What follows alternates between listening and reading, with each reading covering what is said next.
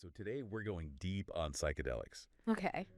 And, you send over some fascinating research Yeah. on two pretty influential figures in the world of psychedelics. Oh. Hamilton Morris All right. and Terence McKenna. Yeah, they're great to think about together. Yeah, and they're both brilliant. Absolutely. But they approach this topic from completely opposite ends of the spectrum. Yeah, it's like they're looking through two different telescopes at the same thing Exactly. and getting completely different pictures. So you've got Morris, who's, very much the scientific explorer. Yeah. He's out there studying the chemistry, the effects of these compounds. Right. Really trying to understand the nuts and bolts Yeah, the mechanism of how they work on the brain. Yeah. And then you have McKenna. Who is much more the visionary. Yeah. Right? The psychedelic philosopher. Yeah, he's weaving these intricate theories about psychedelics. Yeah. As these tools for spiritual exploration. Yeah, for accessing these hidden dimensions of reality. He's not afraid to go there. Not at all. And he even argued Yeah. that DMT Okay. could open up a channel Wow. to communicate with extraterrestrial beings. That's a big claim. It is a big claim. I can only imagine what Morris thinks about that. Right, Morris is grounded in hard evidence. Yeah, he wants to see the data. Exactly. And to him, Yeah. those mystical experiences that people talk about, Right. they could be explained by what's happening in the brain. He's not dismissing the experiences. No, not at all. But he's saying, okay, what's the neural mechanism behind this? Exactly. He wants to ground these experiences in what we know about the brain. In hard science. And how it creates these really intense internal realities. So then, how do we even begin to think about what's real? That's a huge question, right? Yeah, if someone's feeling this deep connection to the universe on psilocybin, is that real in the same way that... the chemical structure of psilocybin is real.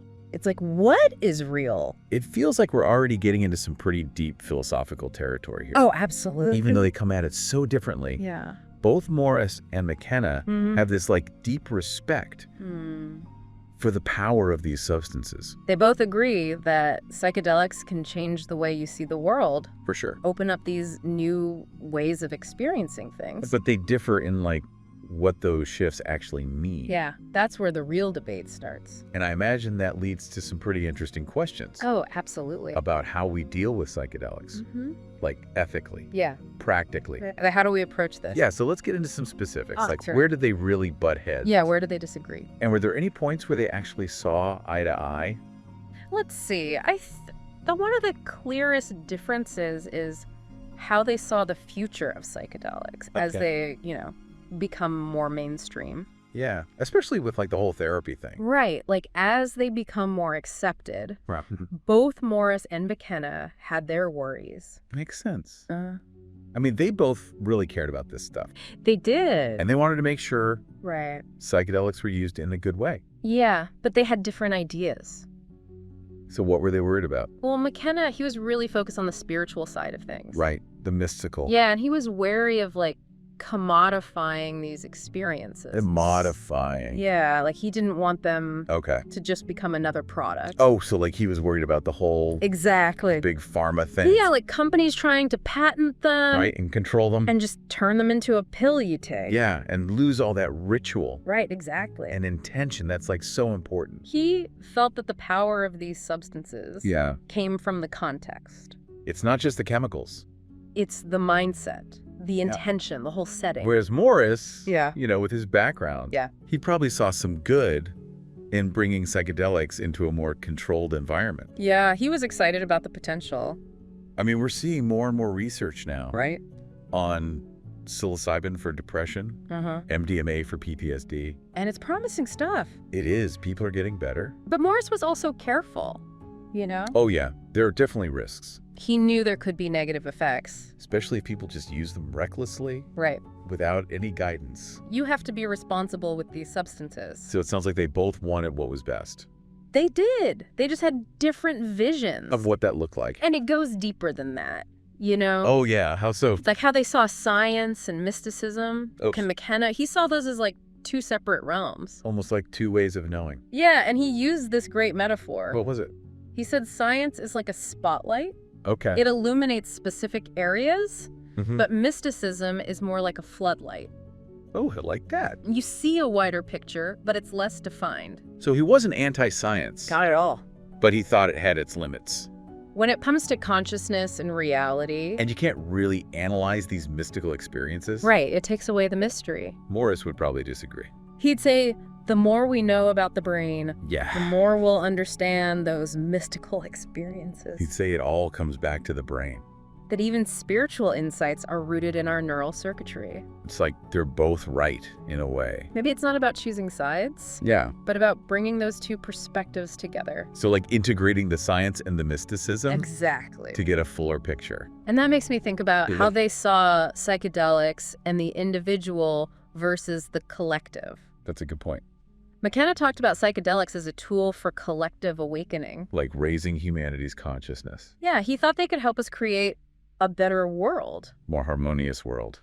But how do we go from these personal experiences to actual change? That's the question, right? And that's where Morris comes in. Okay. He was all about the individual healing. Helping people overcome trauma and addiction. Yeah, empowering people to grow. So for him, it was about making individuals better. Not necessarily changing the whole world. But even though he was focused on science, Yeah. he still acknowledged the power Mm-hmm. of psychedelics to inspire people, Right. to make them more creative, more empathetic. And those qualities can spread, Yeah, from one person to another. like a ripple effect. Exactly. So maybe it's not either or, maybe Right. it's both. Like two sides of the same coin. So Morris's individual healing could lead to McKenna's collective transformation. It's beautiful, isn't it? It is.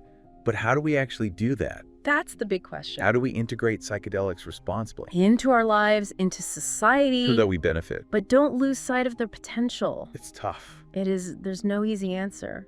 But I think talking about it helps. Yeah, having these conversations. And learning from people like Morris and McKenna. Who really thought deeply about this. Exactly. And you know what I think a great example of this clash between their views Okay. is McKenna's story about meeting these entities. During an ayahuasca ceremony. Yeah, remember that? Oh, yeah. That's a wild one. He felt like he was communicating with beings from another dimension. I'm really curious what Morris would have to say about that. Let's dig into that next. So McKenna's story about encountering these entities during an ayahuasca ceremony, Yeah.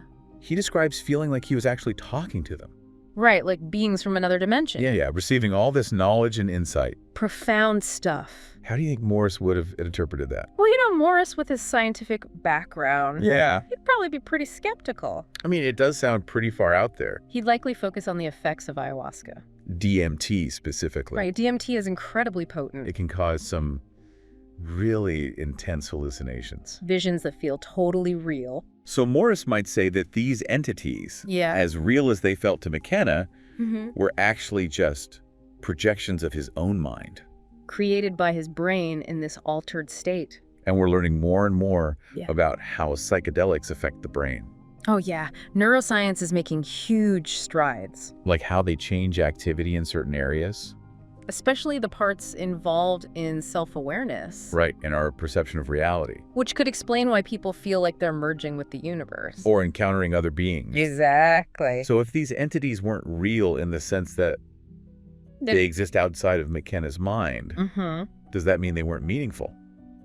That's the big question, isn't Like, were they just hallucinations? I think Morse would say Yeah. that even if they were internally generated, Okay. they still had a huge impact on McKenna. They changed how he saw the world. Right, and that's important. So maybe it's not about whether something is objectively real, It's about the effect it has. the power it holds. And that's where the science and the mysticism kind of come together. Like two sides of the same coin. Morris might say that the brain is so complex Uh-huh.